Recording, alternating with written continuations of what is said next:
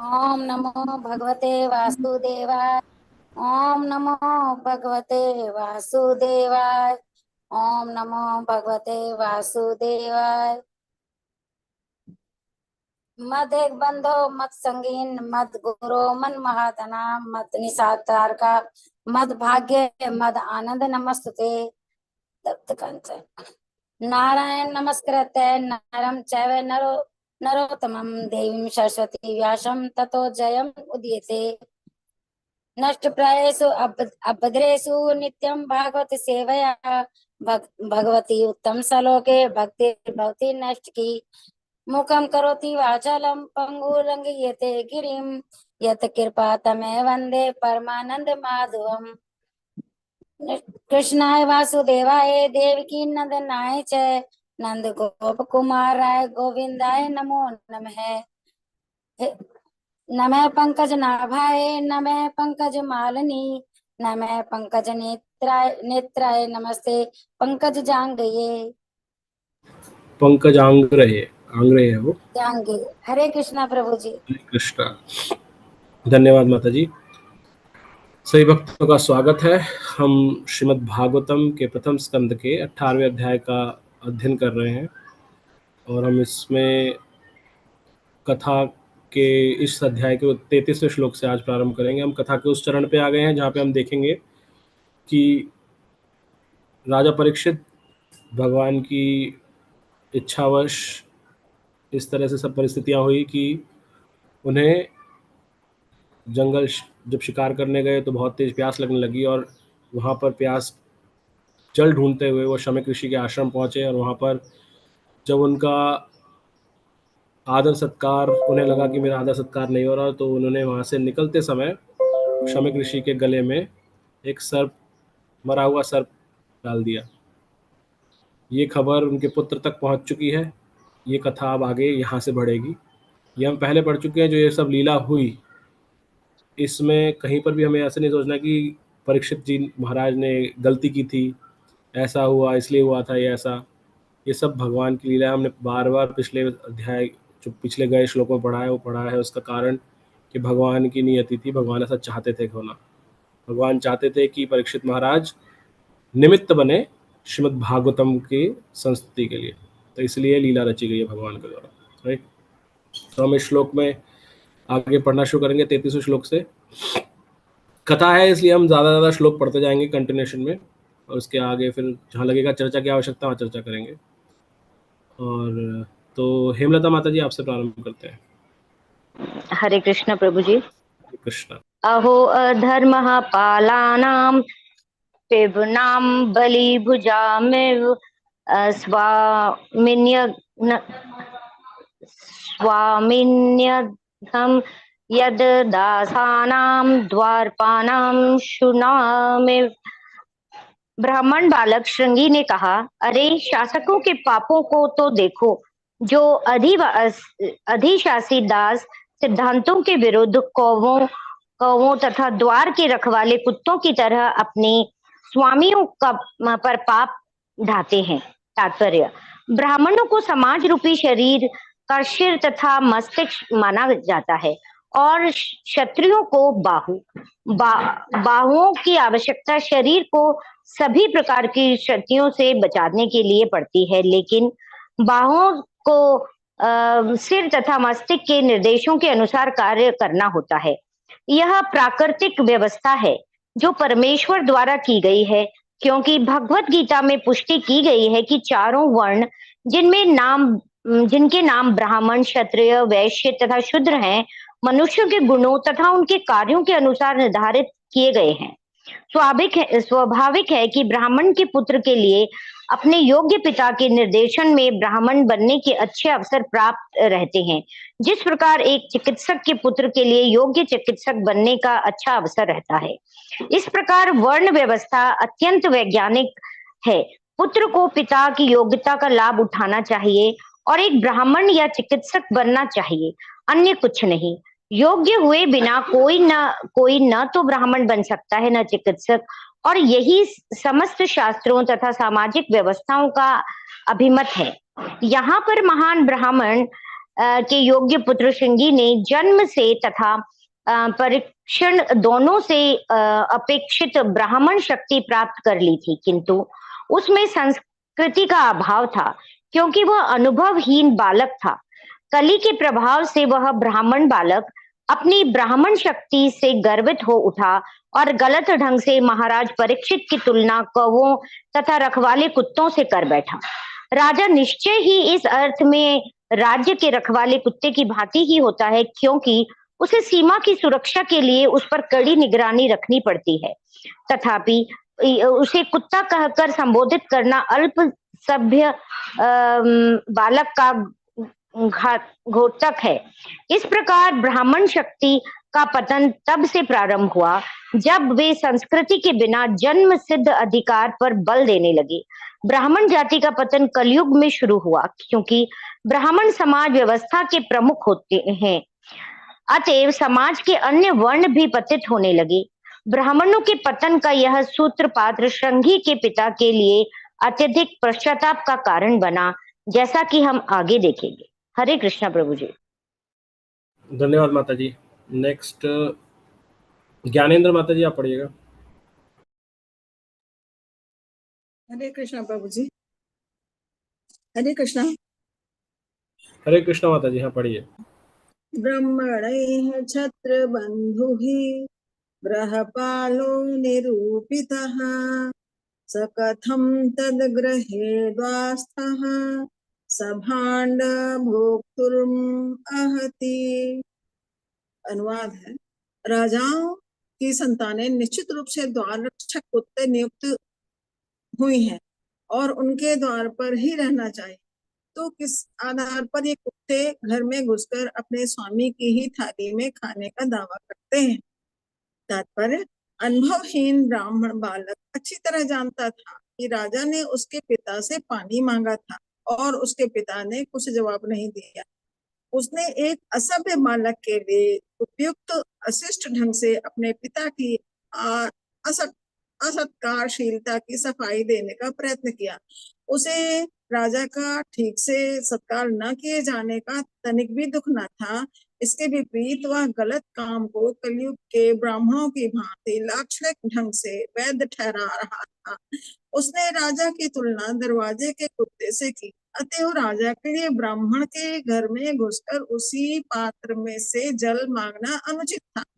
कुत्ते को स्वामी ही पालता है, लेकिन इसका अर्थ यह नहीं होता कि वह स्वामी की ही थाली में खाएगा और पिएगा। यह झूठी प्रतिष्ठा की मानसिकता ही पूर्ण सामाजिक व्यवस्था का कारण है और हम यह देख सकते हैं कि इसका सूत्रपात एक अनुभव शून्य ब्राह्मण बालक ने किया था। हरे कृष्ण माता जी, एक सेकंड, ये आपने शायद शब्द ढंग से नहीं बोला। यह झूठी प्रतिष्ठा ही मानसिकता ही पूर्ण सामाजिक व्यवस्था के पतन का कारण है। आप पतन नहीं बोले थे, आगे पढ़िएगा। झूठी क्षमा चाहूंगी प्रभु जी। यह झूठी प्रतिष्ठा की मानसिकता ही पूर्ण सामाजिक व्यवस्था के पतन का कारण है और हम यह देख सकते हैं कि इसका सूत्रपात एक अनुभव शून्य ब्राह्मण बालक ने किया था। जिस प्रकार कुत्ते को कमरे तथा चूल्हे चौके में नहीं घुसने दिया जाता, भले स्वामी ने ही कुत्ता पाल रखा हो, उसी प्रकार श्रृंगी के अनुसार राजा को कोई अधिकार नहीं था कि वह शमीक ऋषि के घर में घुसता। बालक के मत से राजा ही गलती पर था, उसका अपना पिता नहीं, और इस तरह उसने अपने शांत रहने वाले पिता को न्यायपूर्ण ठहराया। हरे कृष्ण माता जी, थैंक यू। फतेह प्रभु जी। हरे कृष्ण प्रभु जी। कृष्ण गते भगवती शास्त्र उत्पत्गामिनां तत्भिन्न सेतुं अद्य अहम शास्मि पश्यत मे बलम। सबके परम शासक भगवान श्री कृष्ण के प्रस्थान के पश्चात हमारे रक्षक तो चले गए, लेकिन ये उपद्रवी फल फूल रहे हैं। अतः इस विषय को मैं अपने हाथ में लेकर उन्हें दंड दूंगा। अब मेरे पराक्रम को देखो। तात्पर्य, यह वह अनुभवहीन ब्राह्मण अल्प भ्रम तेज से गर्वित होकर कलयुग के देव की इंद्रजाल से प्रभावित हो उठा। महाराज परीक्षित ने कलयुग को 4 स्थानों में रहने की छूट दे दी थी, जैसा कि पूर्व में कहा जा चुका है। किंतु राजा के अत्यंत दक्ष शासन में कली को इन नियत स्थानों में कहीं भी रहने को स्थान नहीं मिल पाया। अतएव कलयुग अपनी सत्ता जताने की ताक में था और श्री भगवान की कृपा से उसे इस गर्वित अनुभवहीन ब्राह्मण बालक के रूप में एक छिद्र मिल ही गया। यह छोटा सा ब्राह्मण विनाश के लिए अपना तेज दिखाना चाह रहा था और उसने महाराज परीक्षित जैसे महान राजा को दंड देने की धृष्टता की। वह भगवान श्री कृष्ण के प्रयाण के पश्चात उनका स्थान ग्रहण करना चाह रहा था। ये उन उपद्रवियों के कुछ महत्वपूर्ण लक्षण हैं जो कली के प्रभाव से भगवान श्री कृष्ण का स्थान लेना चाहते हैं। थोड़ी सी शक्ति से संपन्न होकर एक उपद्रवी श्री भगवान का अवतार बनना चाहता है। इस संसार से भगवान श्री कृष्ण के प्रयाण के पश्चात कई मिथ्या अवतार हुए हैं और वे भोली भाली जनता की आध्यात्मिक आज्ञाकारिता को स्वीकार करके अपनी झूठी प्रतिष्ठा बनाए रखने हेतु जनता को भ्रमित कर रहे हैं। दूसरे शब्दों में, कली को इस ब्राह्मण पुत्र श्रृंगी के माध्यम से अपना शासन जताने का अवसर प्राप्त हो सका। हरे कृष्णा प्रभु जी। हरे कृष्ण प्रभु जी। नेक्स्ट जयप्रकाश प्रभु जी। हरे कृष्णा प्रभु। इति उक्त्वा रोषता ताम अच्छा व्यसन ऋषि बालक कौशिकी आप उपशिष्ट वाक भुजम विसर्ज्य। क्रोध से लाल लाल आंखें किए अपने संगियों से कहकर उस ऋषि पुत्र ने कौशिक नदी के जल का स्पर्श किया और निम्नलिखित शब्द रूपी वज्र छोड़ा। तात्पर्य, जैसा कि इस श्लोक से प्रकट होता है कि जिन परिस्थितियों में महाराज परीक्षित को शाप दिया गया वे अत्यंत बचकानी थी। श्रृंगी ने अपने अबोध संगियों के बीच अपना अविवेक दिखा रहा था। कोई भी समझदार व्यक्ति उसे समस्त मानव समाज के प्रति इतनी भारी क्षति करने से रोक लेता, किंतु उस अनुभवहीन ब्राह्मण पुत्र ने अपनी अर्जित ब्रह्म शक्ति का दिखावा करने के उद्देश्य से महाराज परीक्षित जैसे राजा का वध करके बहुत बड़ी भूल की। हरे कृष्णा प्रभु। आगे पढ़े प्रभु। नेक्स्ट प्रभु जी और भक्त भी हैं, तो थैंक यू। कल्पना माता जी। हरे कृष्णा प्रभु जी। इति लंघित मर्यादम तक्षः सप्तमे हनि तद्यश्यति स्म कुलंगारम जो उदिता में तद्रुहम। उस ब्राह्मण पुत्र ने राजा को इस प्रकार श्राप दिया, आज से 7वें दिन अपने वंश के इस सर्वाधिक नीच महाराज परीक्षित को तक्षक सर्प डस लेगा, क्योंकि इसने मेरे पिता को अपमानित करके शिष्टाचार के नियमों को तोड़ा है। तात्पर्य, इस प्रकार ब्राह्मण शक्ति का दुरुपयोग करना आरंभ हो गया और धीरे धीरे कलयुग में सारे ब्राह्मण अपने भ्रम, तेज तथा संस्कृति दोनों से विहीन हो गए। ब्राह्मण बालक ने महाराज परीक्षित को कुलंगार अर्थात वंश का निकृष्ट व्यक्ति समझा, लेकिन वास्तव में ब्राह्मण बालक ही स्वयं ऐसा था, क्योंकि उसी के कारण ब्राह्मण जाति उसी तरह तेज रहित हो गई जिस तरह विषदंत तोड़ा गया सर्प। जब तक सांप के विषदंत होते हैं तब तक वह भयावह होता है, अन्यथा वह सिर्फ बालकों के लिए ही भयावना होता है। कली ने सर्वप्रथम ब्राह्मण बालक को और धीरे धीरे अन्य जातियों को जीत लिया। इस प्रकार इस युग में समाज की सारी वैज्ञानिक व्यवस्था ने दूषित जाति प्रथा का रूप धारण कर लिया, जो ऐसी ही दूसरी जाति के लोगों द्वारा उन्मूलन की जा रही है, जो कलयुग के वश में है। मनुष्य को चाहिए कि वह दूषण के मूल कारण को देखे और इस व्यवस्था के वैज्ञानिक महत्व को जाने बिना उसकी अवमानना करने का प्रयास ना करे। हरे कृष्णा प्रभु। हरे कृष्ण माता जी। कोमल काली वाले माता जी। हरे कृष्णा प्रभु जी। दंडवत प्रणाम। दंडवत प्रणाम माता जी। ततोभ्यश्रमम बालो गले सर्पकलेवरम पीतरम वीक्ष्य दुर्घातो मुतकंठो रुरोधः। तत्पश्चात जब वह बालक आश्रम को लौट आया तो उसने अपने पिता के गले में सर्प देखा और उद्विग्नता के कारण वह जोर से चिल्ला पड़ा। वह बालक प्रसन्न तो नहीं हुआ था, क्योंकि उसने बहुत बड़ी भूल की थी और वह रोकर मन को हल्का करना चाह रहा था। अतः वह आश्रम में प्रवेश करके जब उसने अपने पिता की दशा देखी तो वह जोर से चिल्लाया जिससे उसे राहत मिल सके, लेकिन बहुत देर हो चुकी थी। पिता ने पूरी घटना पर खेद प्रकट किया। हरे कृष्णा प्रभु जी। हरे कृष्ण माता जी। कुसुम कालिया माता जी। हरे कृष्ण प्रभु जी। यस माता जी। सव अंगिरसो ब्राह्मणा श्रुत्वा सुत विलापनम उन्मील्य शनकै नेत्रै दृष्ट्वा च अंसे मृत उर्गम। हे ब्राह्मण, अंगिरा मुनि के वंश में उत्पन्न उस ऋषि ने अपने पुत्र का चिल्लाना सुनकर धीरे धीरे अपनी आंखें खोली और अपनी गर्दन के चारों ओर मरा हुआ सर्प देखा। हरे कृष्णा। आगे थैंक यू। पढ़ो। देख सके। हाँ पढ़िए माता जी, छोटा ही है एक्सपीरियंस। विसर्ज्य तम च प्रपच्वत्स्कस्माधिरोदिषि केन व ते अपकृतम इति उक्ता सा नया वेद्यत। उन्होंने मरा हुआ सर्प एक और फेंक दिया और अपने पुत्र से पूछा कि वह क्यों रो रहा है, क्या किसी ने उसे चोट पहुंचाई है। ये सुनकर बालक ने जो कुछ घटना घटी थी उसे कह सुनाया। पिता ने गले में पड़े हुए सर्प को अधिक गंभीरता से नहीं लिया, उन्होंने उसे फेंक दिया। वास्तव में महाराज परीक्षित से बहुत बड़ी भूल नहीं हुई थी, लेकिन मूर्ख पुत्र ने उसे गंभीरता से लिया और कली के वश में होने से उसने राजा को श्राप दे दिया। इस तरह उसने एक सुखद इतिहास के अध्याय का अंत कर दिया। हरे कृष्णा प्रभु जी। हरे कृष्ण माता जी, धन्यवाद। आगे बढ़ने से पूर्व हम यहाँ तक पहले चर्चा करते हैं। देखिए एक बहुत महत्वपूर्ण चीज मुझे जो उसमें नोट हुई ना अभी पूरी कथा में जो हम पढ़ रहे हैं, यहाँ पर आपको सबको एक पॉज लेकर के दोबारा से जो हमने अभी तक पढ़ा है, अगर देखिए भागवतम तो आपको सब जगह मिलती है। भागवतम मतलब गीता प्रेस में भी है भागवतम, और भी पब्लिशर्स होंगे जो श्लोक एज इट इज मिलेंगे आपको। लेकिन प्रभुपाद जी के तात्पर्य जो है वो इन्हीं श्लोकों के साथ में आपको एक अलग मीनिंग दिखा रहे हैं।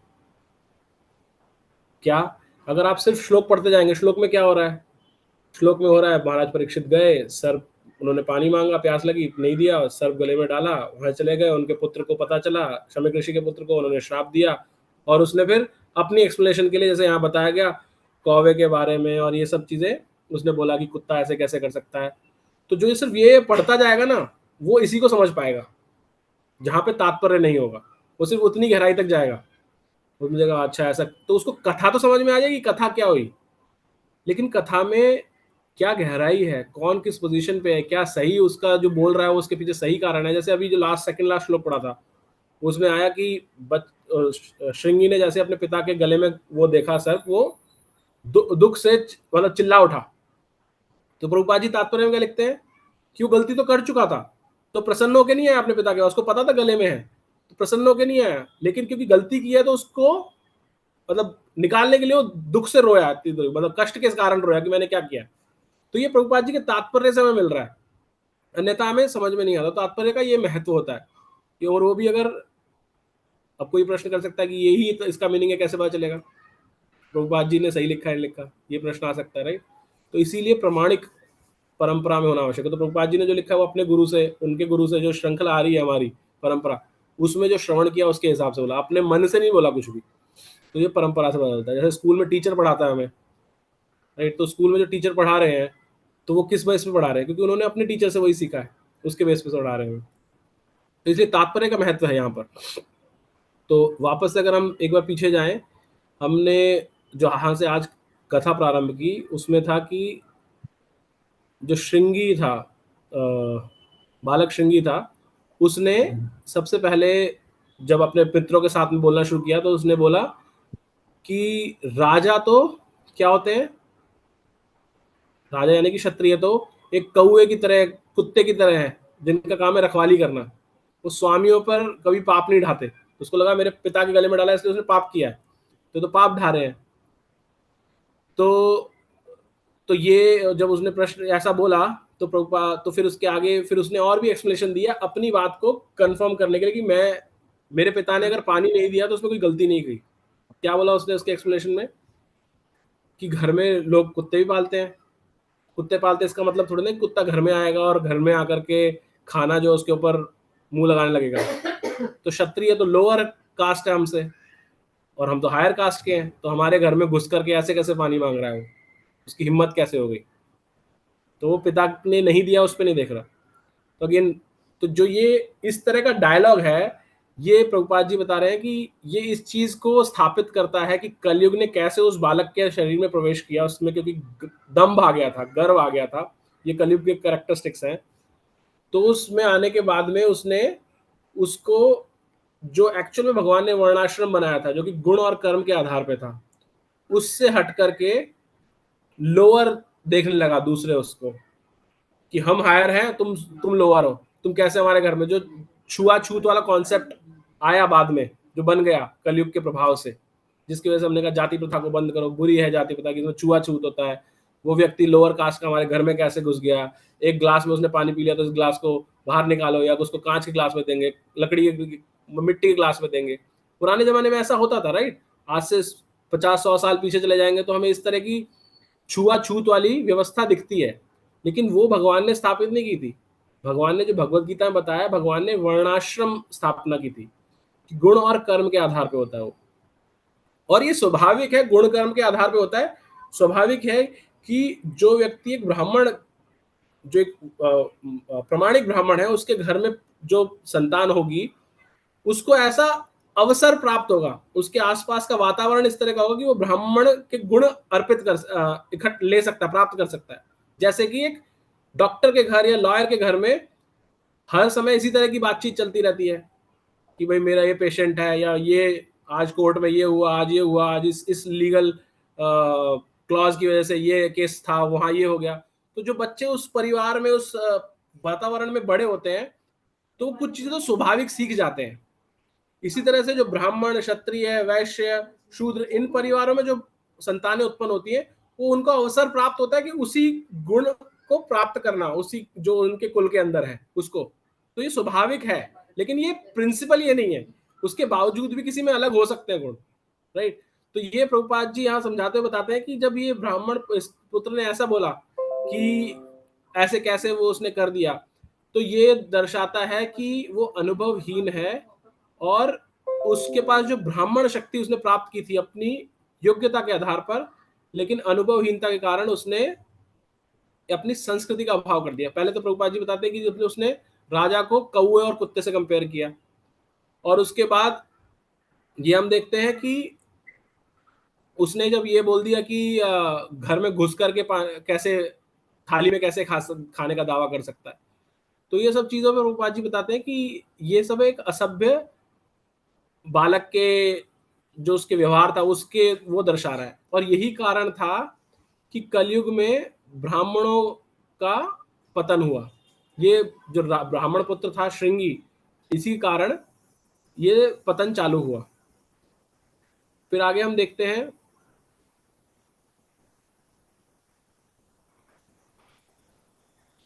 कलयुग के हमने बारे में पढ़ लिया।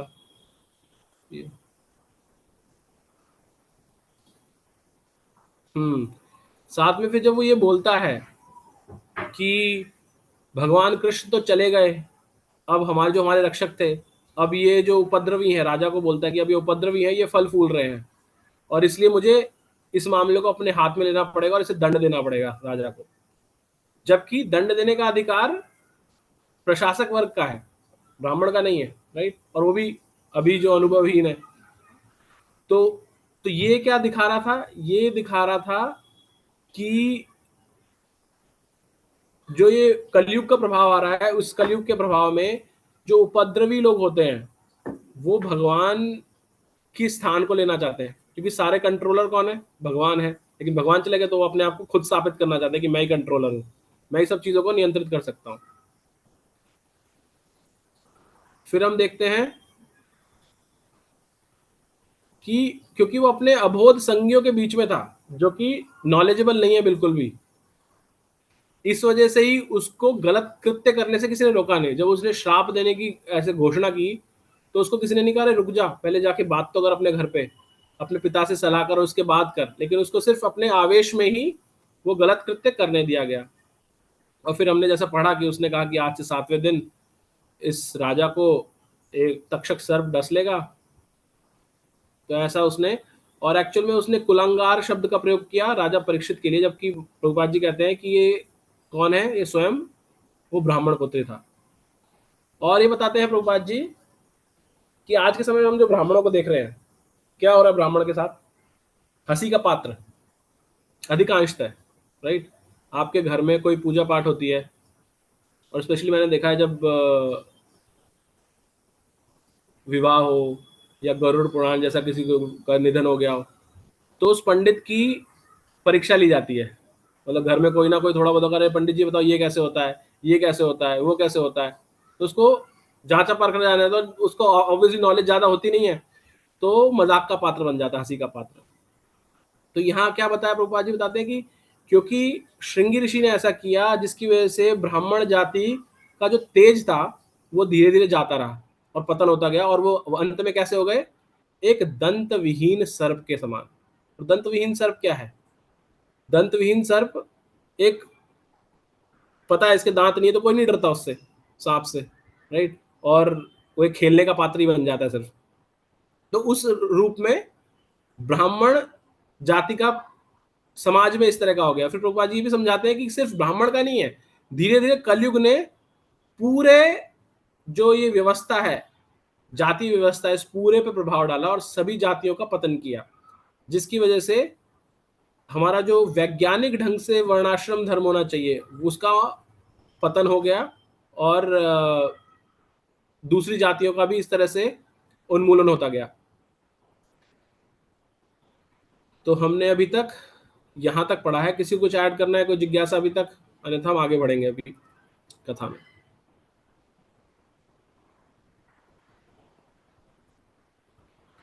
ओके, नहीं है तो फिर मनोरमा माता जी आप पढ़िएगा आगे। हरे कृष्णा प्रभु जी। ये Yes, जो माता जी। 39 श्लोक है, हे ब्राह्मणों, अंगिरा मुनि के वंश में उत्पन्न उस ऋषि ने अपने पुत्र का चिल्लाना सुनकर, मैंने अंगिरा ऋषि कहाँ गए? अभी तो श्रृंगी ऋषि थे। हाँ, तो शमिक ऋषि अंगीरा के वंशावली में आते हैं ना, इसलिए उनको बोला। अच्छा, तो वो तो नहीं थे अभी। तो माता जी सेंटेंस तो पढ़िए पूरा। अंगीरा मुनि के वंश में उत्पन्न उस ऋषि ने अपने पुत्र का चिल्लाना सुन करके। तो शमिक ऋषि का इंट्रोडक्शन दिया है, जैसे अर्जुन का इंट्रोडक्शन भारत कौनते से होता है, भरत से होता है, राइट। इसी तरह से शमिक का इंट्रोडक्शन हुआ है अंगीरा ऋषि के वंशज के रूप में। हरे कृष्ण प्रभु जी।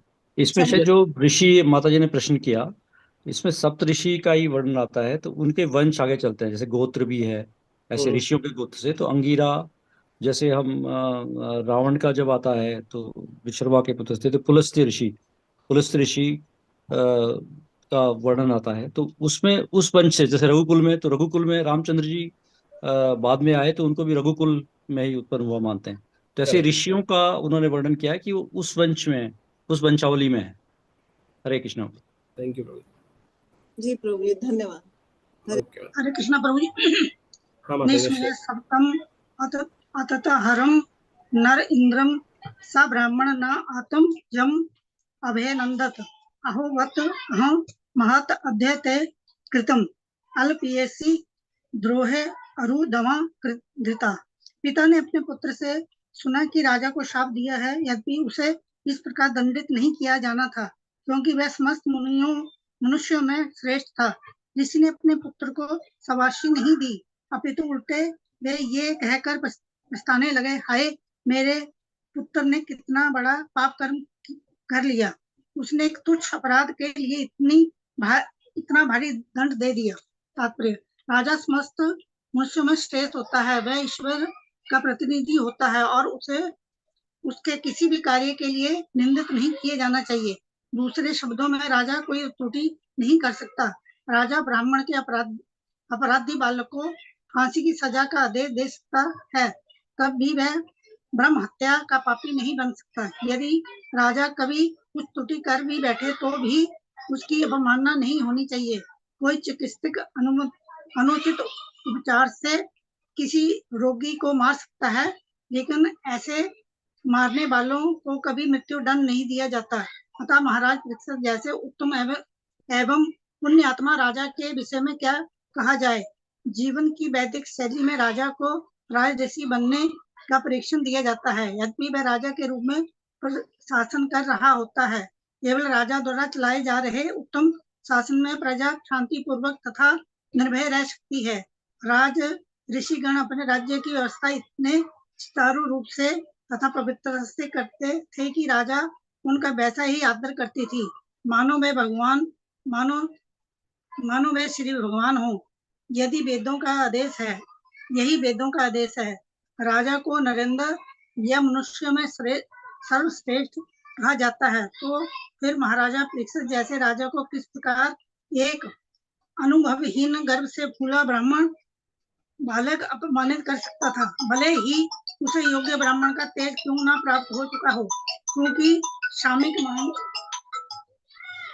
शमीक मुनि एक अनुभवी श्रेष्ठ ब्राह्मण थे। अतः उन्होंने अपने इस अधम पुत्र के कार्यों का समर्थन नहीं किया, अपितु अपने पुत्र के किए हुए पर वे पश्चाताप करने लगे। सामान्य नियम के अनुसार राजा शाप की सीमा से परे होता है, तो फिर महाराज परीक्षित जैसे उत्तम राजा के विषय में क्या कहा जाए। राजा का अपराध अत्यंत नग्न था और उसे मृत्युदंड देना सचमुच ही श्रृंगी के लिए बहुत बड़ा पाप था। इसलिए शामिक मुनि को पूरी घटना पर पश्चाताप किया। हरे कृष्ण प्रभु जी। माता जी, धन्यवाद। कालीचरण प्रभु जी। हरे कृष्ण प्रभु।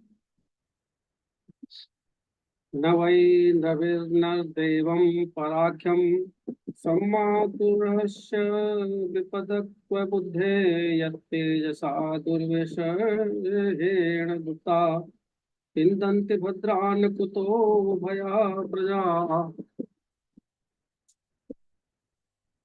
हे बालक, तुम्हारी बुद्धि अपरिपक्व है, अतः तुम्हें ज्ञान नहीं है कि राजा मनुष्यों में सर्वोत्तम। दोबारा बोलता हूँ। हे बालक, तुम्हारी बुद्धि अपरिपक्व है, अतः तुम्हें ज्ञान नहीं है कि राजा मनुष्यों में सर्वोत्तम और श्री भगवान के तुल्य होता है। उसकी तुलना कभी भी सामान्य लोगों के साथ नहीं की जा सकती। उसके राज्य के नागरिक उसके दुर्दम तेज से सुरक्षित रहकर समृद्धिमय जीवन व्यतीत करते हैं। हरे कृष्ण प्रभु जी। हरे कृष्ण प्रभु जी, धन्यवाद। नेक्स्ट रुक्मणी शुक्ला माता जी। हरे कृष्णा प्रभु जी। कहाँ से पढ़ना है प्रभु जी? माता जी, श्लोक नंबर 43। शब्दार्थ लक्ष्य मारे पहले यहाँ से पढ़ना है। अलक्ष्य मारे नर देवान मिन रथांग्य पाणा वन्य मंडक लोक तदा ही चौर प्रचुरो विघ्न लक्ष्य त्यरक्षमारो डविवरुद्धवत् क्षणार्थ। शब्दार्थ ऊपर चला गया। डायरेक्ट माता जी आप मीनिंग पढ़ सकते हैं। अच्छा। हे बालक से ना, हे बालक, एक छत्र सब राज्य सत्ता द्वारा रथ चक्र धारण करने वाले भगवान का प्रतिनिधित्व किया जाता है, और जब राज सत्ता ही मिट जाती है तो सारा संसार चोरों से भर जाता है। जो तितर बितर मेमनों की भांति असुरक्षित प्रजा को तुरंत परास्त कर देते हैं। तब पर तात्पर्य श्रीमद् भागवत के अनुसार एक छत्र राजा परमेश्वर का प्रतिनिधित्व करता है। राजा को भगवान का प्रतिनिधित्व कहा जाता है, क्योंकि उन्हें जीवों को रक्षा करने के लिए दैवी गुण अर्जित करने का प्रशिक्षण दिया जाता है। कुरुक्षेत्र का युद्ध भगवान ने अपने असली प्रतिनिधि महाराज युधिष्ठिर को प्रतिष्ठित कराने के लिए सुनियोजित किया था। यदि आदर्श राजा को संस्कृति तथा भक्ति से युद्ध कौशल से प्रशिक्षण किया जाए तो वह पूर्ण राजा बनता है। ऐसे व्यक्ति राज्य सत्ता तथा कथित प्रजातंत्र से श्रेष्ठ होती है, जिससे कोई प्रशिक्षण तथा उत्तरदायित्व नहीं होता है। आधुनिक प्रजातंत्र के चोर तथा उनके जनमत वोटों के गोलमाल द्वारा चुनाव लड़ते हैं और विजयी होने पर जनता का भक्षण करते हैं। एक प्रशिक्षित राजा हजारों व्यर्थ के धूर्त मंत्रियों से श्रेष्ठ होता है। और यहाँ पर संकेत दिया गया है कि महाराज परीक्षित के से एक छत्र राज्य के उखड़ने से जनता पर कलयुग के प्रहारों के लिए द्वारा खुल जाता है। जनता कभी भी प्रजातंत्र के अति विज्ञापित रूप में सुखी नहीं रहती। अगले श्लोक में राजा विहीन प्रशासन के परिणामों का वर्णन हुआ है। हरे कृष्ण माता जी, थैंक यू। हरे कृष्णा प्रभु जी। आप कहाँ से हैं माता जी? मैं थाने मुंबई से हूँ प्रभु जी। ओके, आप नए जुड़े हैं ग्रुप में? नहीं, बहुत पहले भी आती थी, तो मैं क्लासेस में भी पढ़ाती हूँ ना, मैं टीचर हूँ। ओके ओके माता जी, मेरा आप सब्जेक्ट है बायोलॉजी। तो रीडिंग ना आप शायद आज ही कर रहे हैं शायद पहली बार। हाँ, रीडिंग और पहले भी किया था प्रभु जी, लेकिन लेक्चर रहता था ना, इसलिए नहीं पढ़ पाती थी, तब हाथ नहीं उठाती थी। नो प्रॉब्लम माता जी, बहुत चाहती वेलकम, प्रभु जी। Thank you. जय हरे श्री कृष्ण, कृष्ण। हरे कृष्ण। नेक्स्ट 44 पंकज बख्शी माता जी। हरे कृष्ण प्रभु जी। हरे कृष्ण माता जी। तदद्य न पापे पापम उपेतु अनन्वयम् यत् यत् नष्ट नाथस्य वर्षो विलोकात् परस्परं धानन्ति शापांसि व्रजते पशून् स्त्रियो अर्धं पुरुदस्यो वो जना। राजा की शासन प्रणाली के समाप्त होने तथा धूर्तों एवं चोरों द्वारा मनुष्यों की संपत्ति लूटने के कारण बड़े बड़े सामाजिक विघ्न आएंगे। मनुष्य हत्या किए जाएंगे, पशु और तथा स्त्रियां चुराई जाएंगी और इन समस्त पापों के उत्तरदायी होंगे हम सब। तात्पर्य, इस श्लोक में न हम शब्द अत्यंत महत्वपूर्ण है। राजतंत्रीय शासन का अंत करने हेतु ब्राह्मणों को एक समुदाय के रूप में जिम्मेदार बताकर मुनि ठीक ही कर रहे हैं और इस प्रकार जो तथाकथित तंत्रियों को अवसर दिया जा रहा है, जो सामान्यतः राज्य की जनता की संपत्ति के लुटेरे होते हैं। ये तथाकथित प्रजातंत्री लोग राजा जनता की संपन्नता का उत्तरदायित्व लिए बिना प्रशासनिक तंत्र को हथियार लेते हैं। सारे व्यक्ति निजी तृप्ति के लिए पद हत्या लेते हैं और इस प्रकार एक राजा के स्थान पर जनता से कर वसूलने कई राजा बन जाते हैं। यहाँ यह भविष्यवाणी की गई है कि अच्छी राजकीय सरकार के न होने से प्रत्येक व्यक्ति धन, पशु, स्त्रियों इत्यादि को लूटकर अन्य व्यक्तियों के लिए विघ्न खड़े करता रहेगा। हरे कृष्ण प्रभु जी। हरे कृष्ण माता जी। मंजू गुप्ता माता जी। हरे कृष्णा प्रभु जी। हरे कृष्ण। तदार्य धर्म प्रविलीयते नृणां वर्णाश्रमाचार युक्त स्त्रियमय ततोऽर्थे कामाभिनिवेशितात्मनः सुनाम कपीनामिव वर्णशंकरः। उस समय सामान्य मनुष्य जाति, वर्ण तथा समाज व्यवस्था आश्रम के गुणात्मक कार्यों के रूप में प्रगतिशील सभ्यता के मार्ग से तथा वैदिक आदेशों से धीरे धीरे गिर जाएंगे। इस प्रकार वे इंद्रिय तृप्ति के निमित्त आर्थिक विकास के प्रति अधिक आकृष्ट होंगे, जिसके फलस्वरूप कुत्तों तथा बंदरों के स्तर की अवांछित जनसंख्या को बढ़ावा मिलेगा। तात्पर्य, यहाँ पर भविष्यवाणी की गई है कि राजतंत्र के न रहने पर सामान्य मनुष्यों की कुत्तों तथा बंदरों की तरह अवांछित आबादी हो जाएगी। जिस प्रकार बंदर अत्यधिक कामुक और कुत्ते संभोग करने में निर्लज होते हैं, उसी प्रकार अवैध संबंधों से उत्पन्न हुए सामान्य मनुष्य वैदिक सदाचार तथा वर्णाश्रम धर्म से दूर भटक जाएंगे। वैदिक जीवन शैली आर्यों की सभ्यता का प्रगतिशील अभियान है। आर्यगण वैदिक सभ्यता में प्रगतिशील होते हैं। वैदिक सभ्यता का गंतव्य श्री भगवान के धाम को प्राप्त होना है, जहाँ न जन्म है, न मृत्यु, न जरा, न और न रोग। वेद हर एक को भौतिक जगत के अंधेरे से दूर रहने तथा भौतिक आकाश से अति दूर आध्यात्मिक जगत के प्रकाश की ओर बढ़ने का आदेश देते हैं। गुण के आधार पर वर्णों की प्रथा तथा आश्रमों का वैज्ञानिक विधि से आयोजन श्री भगवान तथा उनके प्रतिनिधि स्वरूप महर्षियों द्वारा किया गया है। जीवन की पूर्ण शैली भौतिक तथा आध्यात्मिक दोनों वस्तुओं के विषय में सभी प्रकार का उपदेश देती है। वैदिक जीवन शैली किसी भी मनुष्य को बंदरों तथा कुत्तों के समान रहने की अनुमति नहीं देती है।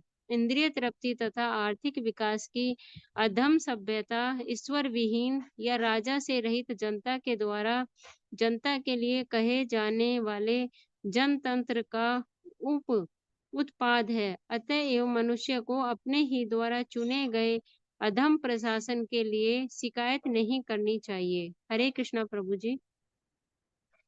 हरे कृष्ण माता जी। तो नेक्स्ट पे भी वही बोल रहे हैं, तो नेक्स्ट पे पढ़ते हैं बिमला माता जी।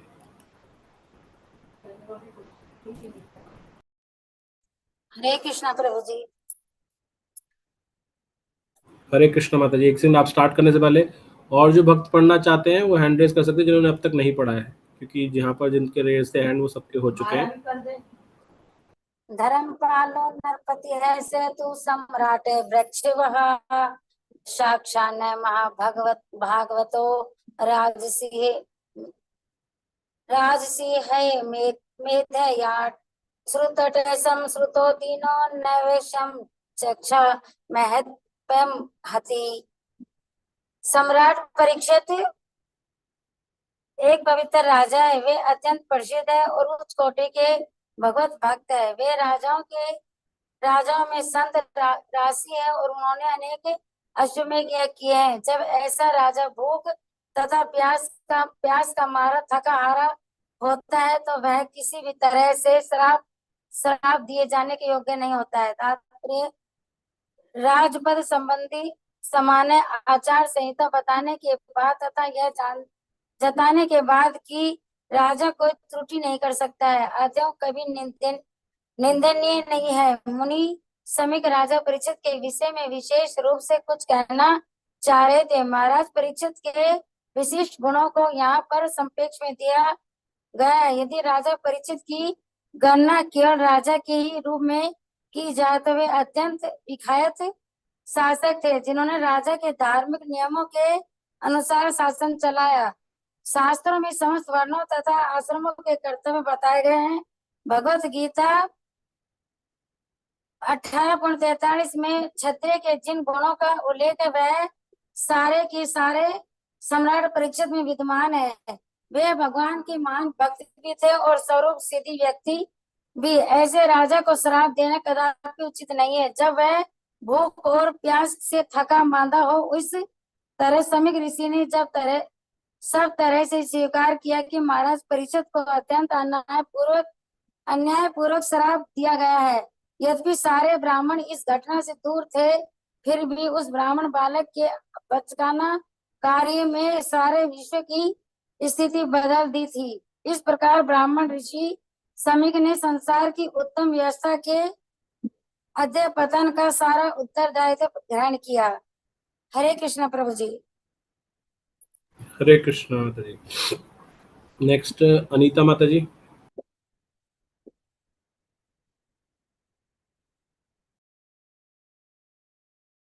हरे कृष्ण प्रभु जी।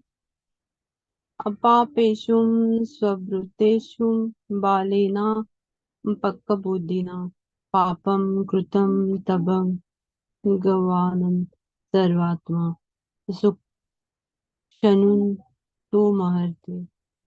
तब ऋषि ने सर्वव्यापी श्री भगवान से अपने अपरिपक्व तथा बुद्धिहीन पुत्र को क्षमा करने हेतु प्रार्थना की, जिसने ऐसे व्यक्ति को शाप देने का महान पाप किया है, जो समस्त पापों में मुक्त था और परास्पृत एवं सभी प्रकार से रक्षा किए जाने के योग्य था। तात्पर्य: प्रत्येक व्यक्ति अपने पवित्र या पापमय कार्य के लिए जिम्मेदार होता है। शम्य मुनि को यहाँ पूर्व से दिख गया है। उसके पुत्र ने महाराज परीक्षित को शाप देकर महान पाप किया है, क्योंकि वे एक पवित्र शासक थे और भगवान होने के कारण समस्त पापों से मुक्त थे। एवं वे ब्राह्मणों द्वारा रक्षणीय थे। जब भगवत भक्त के प्रति अपराध किया जाता है, तब उनके फलों से छुटकारा पाना अत्यंत कठिन होता है। सामाजिक व्यवस्था के प्रधान पद पर होने के कारण ब्राह्मणों का कर्तव्य है कि वे अपने आश्रितों को सुरक्षा प्रदान करें, न कि शाप दे। ऐसे अवसर आए हैं जब ब्राह्मण ने अपने अधीन क्षत्रिय या वैश्य को उग्र शाप दिया है, किंतु महाराज परीक्षित ने साथ कोई ऐसी बात न थी। जैसा कि कहा जा चुका है। हरे कृष्ण अल्प माता जी। हरे कृष्ण। कृष्ण प्रभु जी। थैंक यू माता जी। नंदिनी माता जी। हरे यस माता जी। मूर्ख ब्राह्मण से जा सकता है सुना। यहाँ से मूर्ख ब्राह्मण। हरे कृष्णा। माता जी मूर्ख ब्राह्मण लिखा दिख रहा है ना आपको ऊपर? हाँ, मूर्ख बालक ने ब्राह्मण पुत्र होने के नाते मेरे गर्व के कारण ऐसा किया था, अतएव वह ईश्वरीय नियम द्वारा दंड का भागी था। भगवान ऐसे व्यक्ति को कभी भी क्षमा नहीं करते जो उनके शुद्ध भक्त की अवमानना करता है। अतएव राजा को शाप देकर मूर्ख श्रृंगी ने न केवल पाप किया था, अपितु सबसे बड़ा अपराध किया था। अतएव ऋषि देख सके कि केवल पूर्ण पुरुषोत्तम भगवान ही उनके पुत्र को इस पाप से बचा सकते। अतएव उन्होंने क्षमा याचना के लिए सीधे भगवान से प्रार्थना की, क्योंकि भगवान ही ऐसी बात को मिटा सकते हैं जिसको बदलना असंभव होता है। ऋषि ने उस मूर्ख बालक के नाम पर क्षमा याचना की, जिसमें तनिक भी बुद्धि का विकास नहीं हुआ था। यहाँ पर प्रश्न उठाया जा सकता है कि चूंकि ऐसी भगवान की इच्छा थी कि महाराज परीक्षित उस विषम परिस्थिति में पड़े जिससे इस जगत से उनका उद्धार हो सके, तो फिर क्यों एक ब्राह्मण बालक को इस अपराध के लिए उत्तरदायी ठहराया गया? इसका उत्तर यह है कि यह अपराध एक बालक से ही हुआ था, अतएव उसे आसानी से क्षमा किया जा सकता था। इस तरह पिता की प्रार्थना स्वीकार कर ली गई। लेकिन यदि यह प्रश्न उठाया जाए कि सारी ब्राह्मण जाति को सांसारिक मामलों में कली को प्रवेश देने के लिए क्यों उत्तरदायी ठहराया गया, तो इसका उत्तर बराह पुराण में मिलेगा। इसके अनुसार जो असुर भगवान के शत्रु थे, किंतु जो भगवान द्वारा मारे नहीं गए थे, उन्हें कलयुग का लाभ उठाने के लिए ब्राह्मण परिवारों में जन्म लेने की अनुमति दी गई। परम दयालु भगवान ने उन सबों को पवित्र ब्राह्मणों के परिवारों में जन्म लेने का अवसर प्रदान किया, जिससे वे मोक्ष लाभ कर सके। लेकिन असुरों ने इस अवसर का लाभ न उठाकर ब्राह्मण होने के दर्द से फूलकर ब्राह्मण संस्कृति का दुरुपयोग किया। इसका ज्वलंत उदाहरण शमी ऋषि का पुत्र है। इसके द्वारा ब्राह्मणों के सारे मूर्ख पुत्रों को आघात किया जाता है कि वे श्रृंगी की तरह मूर्ख न बने और आसुरी गुणों से सदैव बचते रहे, जो उनमें पूर्व जन्म में विद्यमान थे।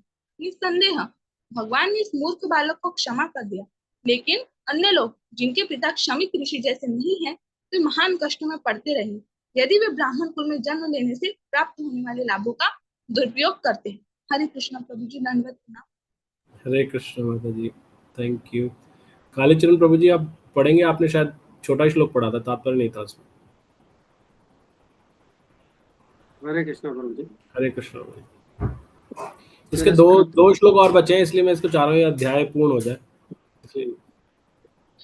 48 ना? हाँ प्रभु जी। तिरस्कृता विप्रलब्धा सप्ता क्षिप्ता हतापि नास्य तत् प्रतिकुर्वन्ति तद्वत्ता प्रभुभिः।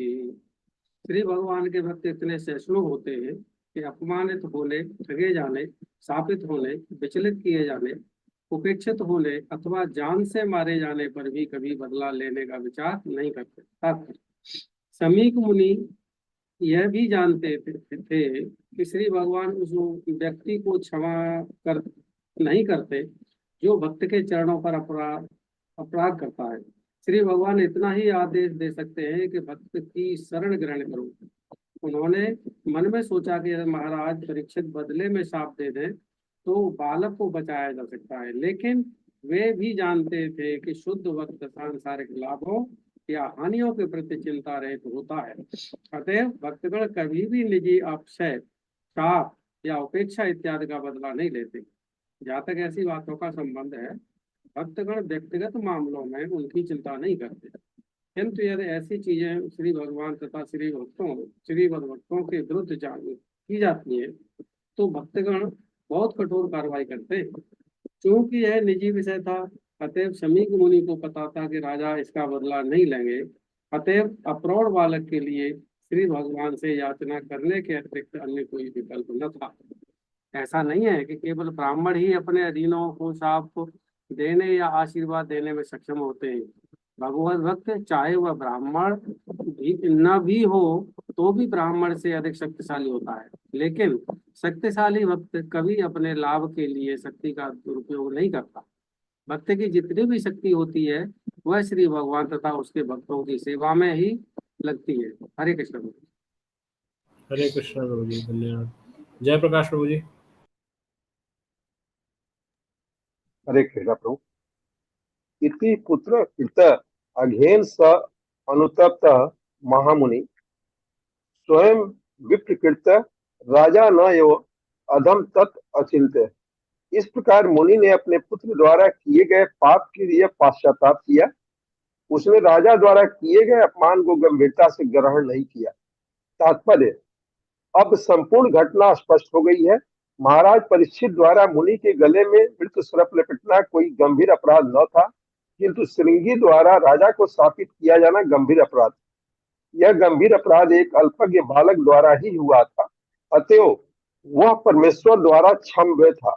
तथापि यद्यपि पाप के फल से मुक्त होना संभव न था, महाराज परीक्षित ने भी अल्पज्ञ ब्राह्मण द्वारा दिए गए शाप की ओर ध्यान नहीं दिया। उल्टे उन्होंने इस विषम स्थिति का लाभ उठाया और श्री भगवान की महत इच्छा से तथा श्री सुखदेव गोस्वामी की कृपा के माध्यम से जीवन की चरम सिद्धि प्राप्त की। वास्तव में यह भगवत इच्छा थी और इस इच्छा पूर्ति में महाराज परीक्षित, समीक मुनि तथा उनका पुत्र श्रृंगी ये तीनों निमित्त मात्र थे। अतएव इनमें से किसी को कोई कठिनाई नहीं हुई, क्योंकि हर काम परम पुरुष के संबंध में किया गया था। हरे कृष्ण प्रभु। आगे खत्म कर दे? नहीं प्रभु जी, रुकिएगा, लास्ट श्लोक।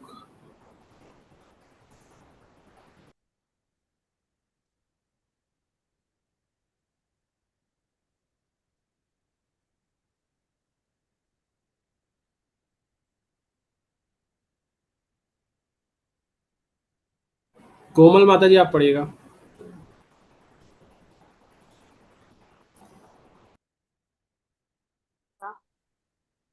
हरे कृष्ण प्रभु जी। Yes, प्रायशः ma'am. साधवो लोके परे द्वन्द्वद्वेषो योजिताः न व्यथन्ति न हस्यन्ति यत आत्मा गुणाश्रयः।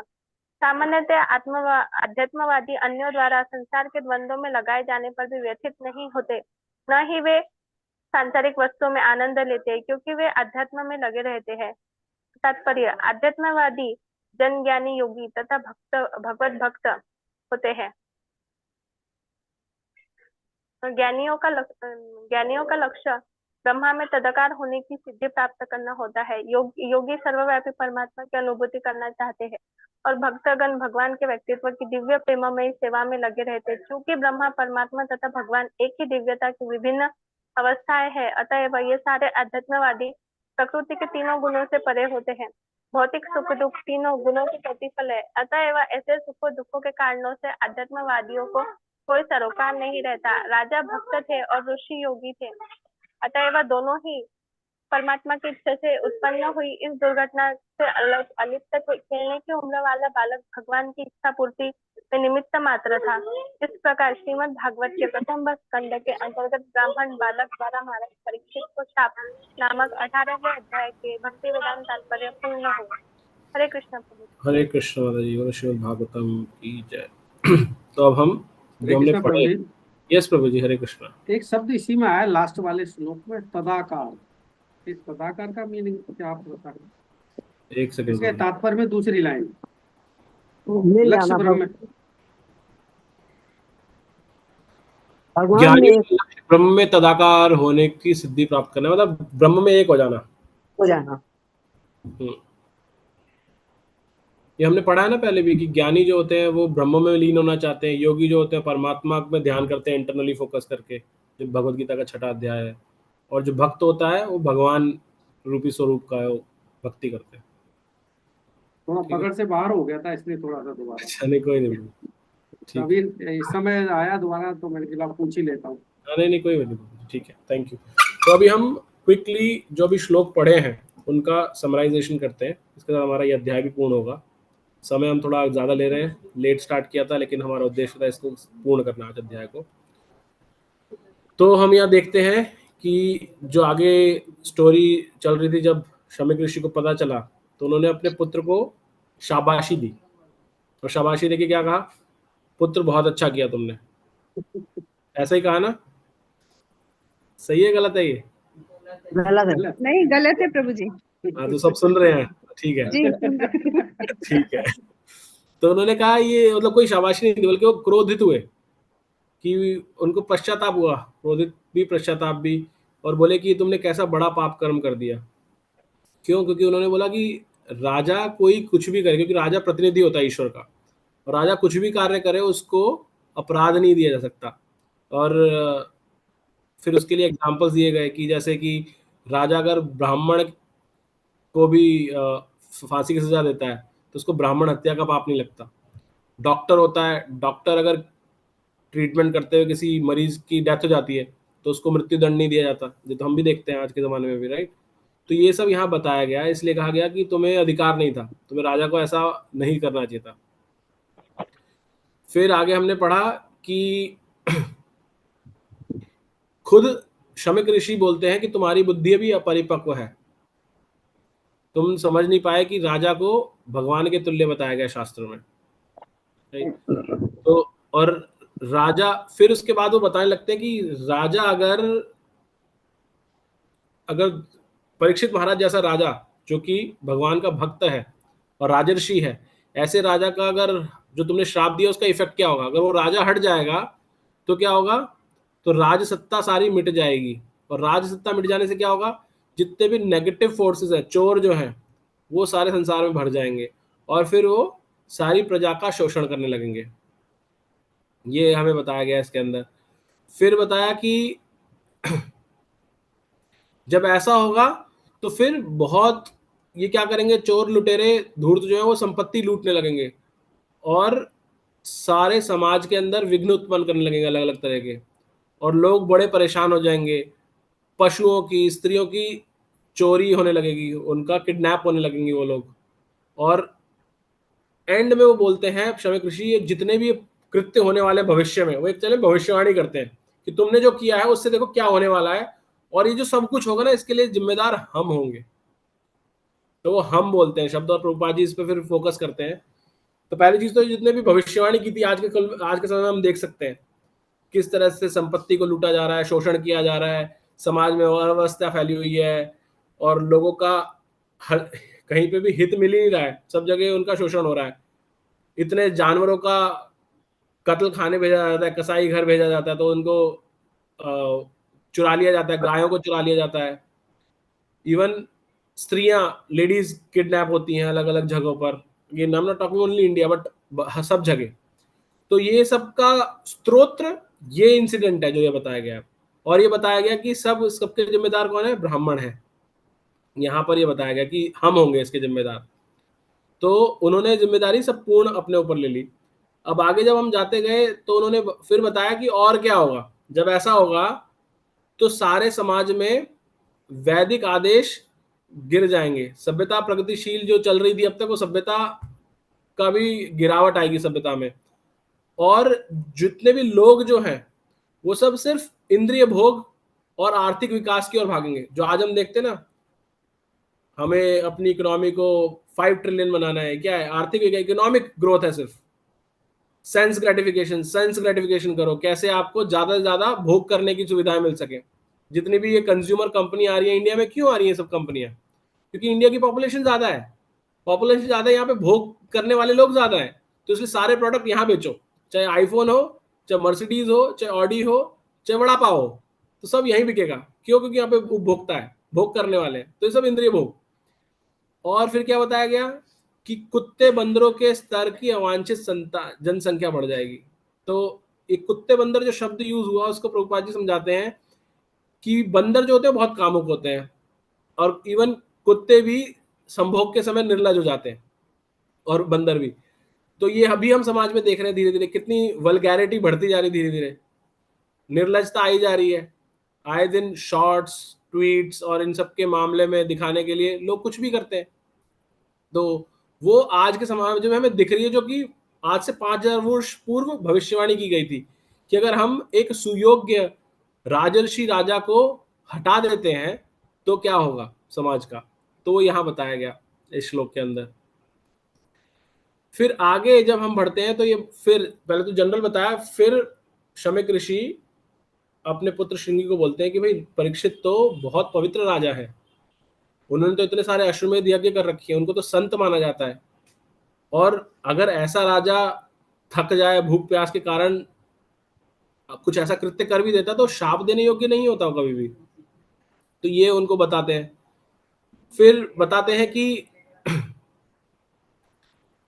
जब वो ये सब बता देते हैं फिर उनको रियलाइज होता है कि मेरा पुत्र ने जो पाप किया है उसका तो फल मिलेगा उसको, तो उसको कैसे बचाऊं मैं। तो इसलिए वो डायरेक्ट भगवान से प्रार्थना करते हैं कि भगवान आप ही इसको अपनी शरण में लें, आप इसको बचाइए।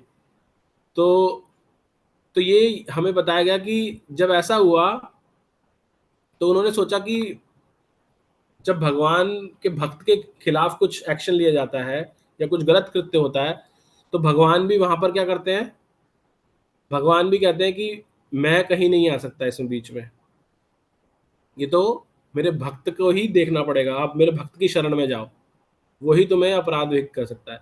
लेकिन वो ये भी जानते थे कि भक्त जो है वो कौन है, स्वयं परीक्षित महाराज है। तो जैसे हम अम्बरीश महाराज की कथा पढ़ते हैं तो अम्बरीश महाराज भी भगवान के भक्त है, यहाँ पे परीक्षित महाराज भी भगवान के भक्त है। तो दोनों ही क्या करेंगे, वो जो उनके ऊपर ये अटैक हुआ वो पर्सनल नहीं लेंगे इसको, क्योंकि इंडिविजुअल था उनके ऊपर कि उन्होंने ऐसा कृत्य किया, उसलिए श्राप दिया, तो इसलिए वो भड़के नहीं। तो उनको पता है कि वो उल्टा श्राप नहीं देंगे, इसलिए उन्होंने सोचा कि परीक्षित महाराज भी कुछ नहीं करेंगे, इसलिए मेरे को सिर्फ भगवान की शरण में जाकर के ही मैं अपने पुत्र के लिए प्रार्थना कर सकता हूं। तो फिर हम आगे देखते हैं कि फिर ये बताया जाता है, फिर प्रभुपाद जी थोड़ा सा और गहनता लाते हैं इसके अंदर। प्रभुपाद जी कहते हैं कि अब ऐसा हो सकता है, अब सब ये सोच सकते हैं कि जब ये सब भगवान की इच्छा से हुआ है तो इसमें श्रृंगी का जो बालक है उसको कैसे अपराधी बनाया जा सकता है, राइट। अब कोई कह सकता है ना भगवान ने अपनी लीला रची है, तो लीला रची में किसी को तो करना पड़ेगा ना, वो एक्टिंग रोल भी करना पड़ेगा गलत वाला, तो गलत वाला रोल किसी ने किया तो उसको श्राप कैसे मिलेगा। जैसे भगवान की लीला, भगवान ने रामायण में लीला रची, लीला क्या रची, भगवान को वनवास जाना था रावण का वध करने के लिए, तो भगवान ने नेगेटिव रोल किसको दिया, केकई को नेगेटिव रोल में बिठा दिया। तो किसी को तो वो नेगेटिव रोल करना था जिसकी वजह से भगवान ऐसी परिस्थिति में आए। तो फिर यहाँ पर ये श्रृंगी को अपराध के लिए उत्तरदायी क्यों ठहराया जाए। तो प्रभुपाद जी बोलते हैं यह अपराध एक बालक से ही हुआ था, इसलिए उसको तो माफ कर दिया जाएगा आसानी से, और इसीलिए भगवान ने जब शमिक ने प्रार्थना की तो उसको स्वीकार भी कर लिया भगवान ने। लेकिन फिर प्रश्न यहाँ ये आता है, तो अभी तो हम बोल रहे थे कि श्रृंगी ने जो पाप किया इसकी वजह से ही पूरे ब्राह्मण कुल का पतन हो गया, तो इसको कैसे समझे अब। फिर प्रभुपाद जी बोलते हैं कि वरा पुराण में इसका बताया गया है कि सारी ब्राह्मण जाति जो है वो कली को प्रवेश करने के लिए उत्तरदायी ठहराई जाएगी गई है। क्यों? क्योंकि वराह पुराण जब हम पढ़ते हैं तो जो असुर यानी कि राक्षस जो थे वो जो भगवान के शत्रु थे, जब भगवान ने वरावतार लिया तो उस समय सारे जो शत्रु थे वो सारे मारे नहीं गए भगवान के द्वारा, कुछ उनमें से बच गए। और आगे उसमें लिखा है जो भगवान द्वारा मारे नहीं गए थे उन्हें कलयुग का लाभ उठाने के लिए ब्राह्मणों परिवारों में जन्म लेने की अनुमति दी गई। उनको बोला ठीक है तुम ब्राह्मण के कुल में जन्म ले लो। तो और ऐसा क्यों किया भगवान? क्योंकि भगवान परम दयालु हैं। भगवान चाहते थे उन सबको पवित्र ब्राह्मणों के परिवार में जन्म लेने का अवसर प्रदान करें ताकि वो मोक्ष के मार्ग पे जा सके। कालीचरण प्रभु जी आप कुछ बोलना चाहते हैं? जी प्रभु जी। हाँ अभी बोलिए। यहाँ पे जो प्रसंग लिया जा रहा है कि शमीक मुनि का पुत्र श्रृंगी, हाँ जी, उसको मेरे शब्दों में कहा जाए उसको बचा लिया गया, यस, है ना।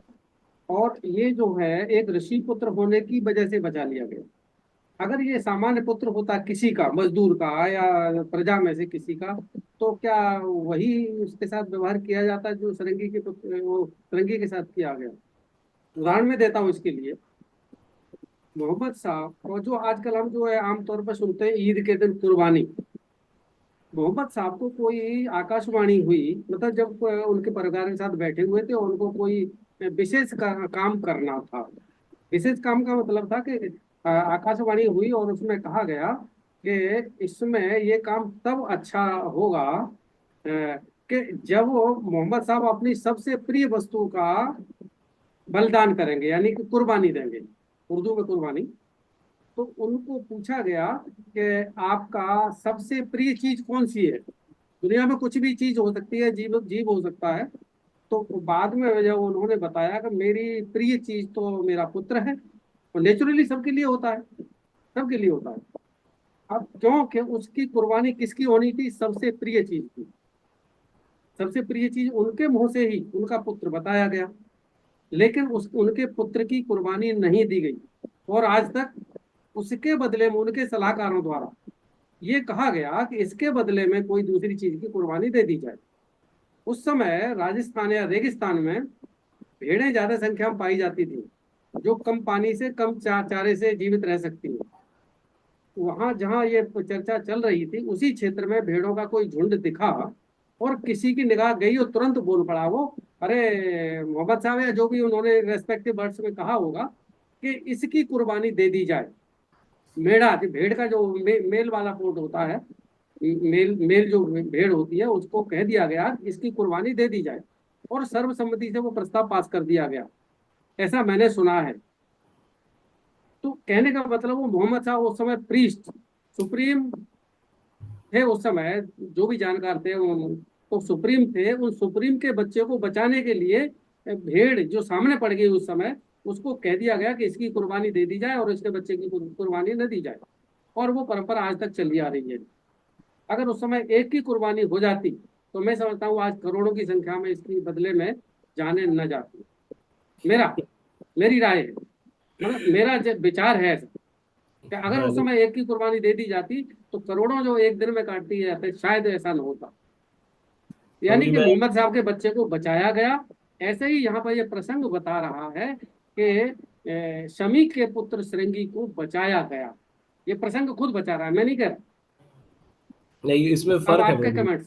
हाँ, पहली चीज तो जो हम, एक तो अच्छा मुझे लगा कि आप कहीं से कोरिलेशन करने की कोशिश कर रहे हैं। तो लेकिन मुझे ये मोहम्मद साहब की जो आपने स्टोरी बताई, मैंने इस्लाम धर्म के बारे में पढ़ा नहीं है तो मुझे ज़्यादा ज्ञात नहीं है, तो मैं उस पर कमेंट नहीं करूंगा। लेकिन हाँ, मैं इतना बोल सकता हूँ अवश्य, आपने जो पहला प्रश्न किया था, इस प्रश्न का फर्स्ट पार्ट जो था। सॉरी, मैं बीच में बोल रही हूँ, सॉरी। यस, ये प्रसंग प्रभु जी बता रहे हैं ना, ये मैंने भी पढ़ा है। ये यूट्यूब पे व्हाट्सएप पे आया था। ठीक है। हाँ, तो मैं ये बोल रहा था आपसे, मुझे ऐसा ही प्रसंग तो गणेश जी के जो सर लगा दिया गया हाथी का, वो भी ऐसा ही है। हम थोड़ा डिटेल हो जाएंगे, अभी हमें इसको कंप्लीट करने दीजिए जो अभी चल रही, ठीक है। तो हम जो अभी बात कर रहे हैं यहाँ पर, जो प्रभु जी ने स्टार्टिंग में प्रश्न किया था कि अगर श्रृंगी की जगह कोई और होता, किसी और ऋषि मुनि कोई सामान्य जन होता, तो क्या वो भी बचा लिया जाता। मैं उस पर टिप्पणी करूंगा, क्योंकि वो अगेन शास्त्र के बेस पे हम बात कर सकते हैं यहाँ पर, और जो हमने पढ़ा उसके बेस पे। तो क्यों बचा लिया गया? क्या बचाने का कारण ये था, जैसे प्रभु जी ने बोला कि वो श्रृंगी एक ऋषि का पुत्र था इसलिए बचाओ? ऐसा तो कहीं नहीं आया कि वो ऋषि का पुत्र था इसलिए बचा। ये आया कि ये भगवान की पूरी क्या थी, भगवान की इच्छा से हुआ ऐसी परिस्थिति। तो भगवान को निमित्त बनाना था इन 3 लोगों को, परीक्षित, शमिक और श्रृंगी। तो इन तीनों को निमित्त बनाना था। जैसे मैंने बताया, किसी को तो नेगेटिव रोल में रखना था भगवान को, तो कोई तो नेगेटिव रोल प्ले करेगा। तो भगवान की इच्छा से जब वो नेगेटिव रोल प्ले हो रहा है, चाहे वो श्रृंगी हो या कोई सामान्य व्यक्ति हो, जैसे कि फॉर एग्जाम्पल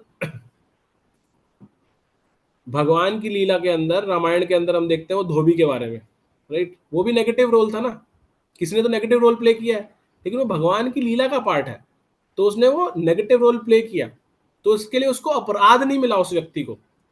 हम अब कह सकते हैं अगले जन्म में वो कोई स्टोरी आ सकती है उसकी, कुछ हो सकती है, लेकिन वो उसका कारण कुछ और हो सकता है, लेकिन वो भगवान की इच्छा से जो कथा हो रही है पूरी, क्योंकि भगवान को कोई अपराध नहीं कर सकता, भगवान को कोई पाप नहीं दे सकता, ना ही भगवान के। हाँ प्रभु जी, आप कुछ कह रहे हैं?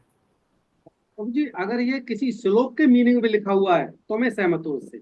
श्लोक के मीनिंग में लिखा हुआ है तो, एक्सप्लेनेशन में नहीं। अभी तो जो हमारे सामने आ रहा है प्रभु जी वही बता सकते हैं। आगे मीनिंग भविष्य जो में है, श्लोक जो है उस समय का है जब ये किताब लिखी गई, या उन ऋषियों ने लिखी, श्लोक उन्होंने लिखा है, उस समय का श्लोक है। अगर श्लोक का अर्थ है तो आपका कहना 100% सही है। मैं अभी श्लोक के अर्थ में कहीं आया नहीं है, तो इसलिए उसके बारे में अभी नहीं बोल सकता। भविष्य में अगर कुछ ऐसा आएगा इससे रिलेटेड तो हम इस पर अवश्य चर्चा करेंगे। लेकिन अभी हम क्योंकि यहाँ पर हम क्या बात कर रहे हैं, जैसे मैंने पहले बोला था, तात्पर्य महत्वपूर्ण है यहाँ पर।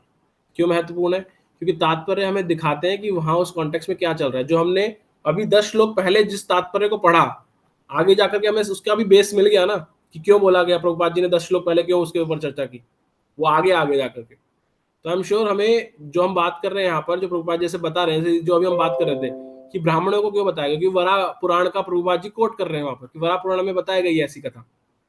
तो वहां से ही उसी वजह से ब्राह्मण कुल का पतन हुआ, क्योंकि वहां पर इस तरह के जो असुर थे वो जन्म लेकर उस जगह आ गए उसके अंदर। तो ये यहाँ पर हमें बताया गया इसके अंदर। तो इस टॉपिक को प्रभु जी मैं यहाँ पर कट शॉर्ट करूंगा ताकि हम आगे बढ़ सके। बट मेरा कॉन्टेक्स्ट सिर्फ यही है कि क्योंकि प्रभुपाद जी ने तात्पर्य में दिया और हम तात्पर्य को भी फॉलो करते हैं एज ए पार्ट ऑफ, क्योंकि हमारी परंपरा के अंदर आ रहा है, इसलिए हम उसको फॉलो कर रहे हैं और उसको एज इट इज फॉलो कर रहे हैं। तो प्रभुपाद जी ने बताया कि भगवान की कथा का पार्ट है, भगवान की लीला का पार्ट है, इसलिए उस पुत्र को श्राप नहीं दिया गया, राइट। दूसरा, हम आगे बढ़ते हुए अब आगे चलेंगे तो ये देखते हैं कि जब ये बताया गया कि तात्पर्य के अंदर ही आता आगे कि भगवान के इस मूर्ख बालक को क्षमा कर दिया गया, जैसा हमने भी बात की, लेकिन अन्य लोगों जिनके पिता शमिक ऋषि जैसे नहीं हैं, राइट, वे महान कष्ट में पड़ते रहेंगे यदि वे ब्राह्मण कुल में जन्म लेने से प्राप्त होने वाले लाभ का दुरुपयोग करेंगे, राइट। क्यों शमिक ऋषि जैसे नहीं है का अर्थ ये नहीं कि वो ऋषि होने चाहिए, अर्थ यह है कि वो भगवान के भक्त हैं, उन्होंने भी भगवान से प्रार्थना की एज ए भक्त। तो सब किसी के पेरेंट्स तो नहीं होते कि सब भक्ति कर रहे हैं, राइट, इतने भक्त हैं तो भगवान सुने ही सुने अवश्य। तो ये यहाँ बताया गया।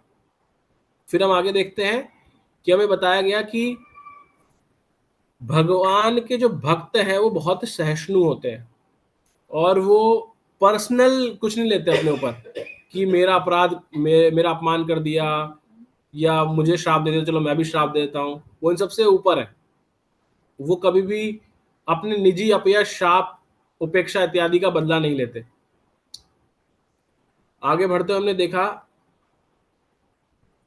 कि सारी की सारी जो लीला हुई है, वापस से प्रभुपाद जी लास्ट में हमें यही बताते हैं कि ये सारी भगवान की इच्छा से हुई है और सिर्फ ये तीनों जो हैं ये निमित्त मात्र थे, तीनों के तीनों। और लास्ट श्लोक में बताया कि जितने भी अध्यात्मवादी लोग होते हैं, अध्यात्मवादियों को 3 कैटेगरी में किया, जो प्रभु जी ने स्टार्टिंग में प्रश्न किया था। अध्यात्मवादी 3 कैटेगरी के होते हैं। एक होते हैं जिनको बोला ज्ञानी, फिर योगी और भगवत भक्त, यानी कि भक्त। तो जो ज्ञानी है वो ब्रह्म में लीन होना चाहता है, जो योगी है वो परमात्मा की दिव्य अनुभूति प्राप्त करना चाहता है अपने अंतःकरण के अंदर, और जो भक्त होता है वो भगवान की व्यक्तिगत दिव्य प्रेममयी सेवा करना चाहता है व्यक्तित्व की। और ये तीनों के तीनों, इनको कोई निज जो उनके साथ सुख दुख आ रहा है उससे कोई फर्क नहीं पड़ता उनको, क्योंकि वो एक हायर लेवल पे है, राइट। कौन तीनों? ज्ञानी, योगी और भक्त। तो क्यों बोला गया है यहाँ पर? क्योंकि जो श्राप देने वाला कौन है, मिलने वाला किसको श्राप मिला? परीक्षित महाराज को। वो क्या है? वो भक्त हैं, इसलिए उन्हें फर्क नहीं पड़ा। ठीक है, दे दिया। और जिनके साथ अपराध हुआ था, जिनके गले में डाला था, उनको भी फर्क नहीं पड़ा था। उन्होंने बोला मुझे तो कोई फर्क नहीं पड़ा। क्यों? क्योंकि वो क्या है? वो स्वयं योगी हैं। तो वो भी दोनों ही अध्यात्म लेवल पे हायर हैं, इसलिए उन्हें सुख दुख से फर्क नहीं पड़ता। इसलिए इसको जो अकेला बचा था, कौन? श्रृंगी, जो उनका बालक पुत्र था, वो ही निमित्त मात्र बना इस पूरी रचना संरचना का, भगवान की बाकी उन दोनों के साथ में। तो इस तरह से हमने जो हमारा 18वां अध्याय है, जो कि सेकंड लास्ट अध्याय है प्रथम स्कंद का, जिसका शीर्षक है ब्राह्मण बालक द्वारा महाराज परीक्षित को श्राप, ये पूर्ण किया श्रीमद् भागवतम की